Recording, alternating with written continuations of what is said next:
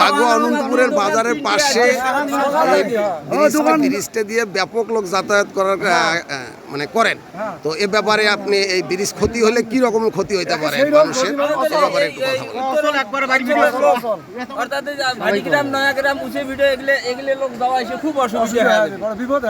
মানে এই লোক এই রোড দিয়ে কত লক্ষ মানুষ যাতায়াত করেন?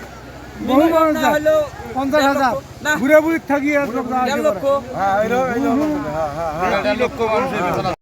বলবো। আমার তো ক্ষতিগ্রস্ত, বহু টাকা খরচ করি এখানে বানছি। মানে এই যে জায়গাটা ভাঙছে এখানেই আপনার দোকান ছিল?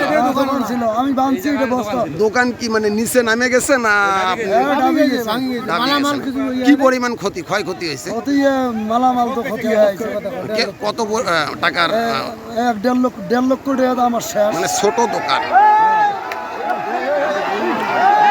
1.5 লক্ষ টাকা আমার শেষ। এখানে আমি বালু দিয়ে ভরাট করছিলাম।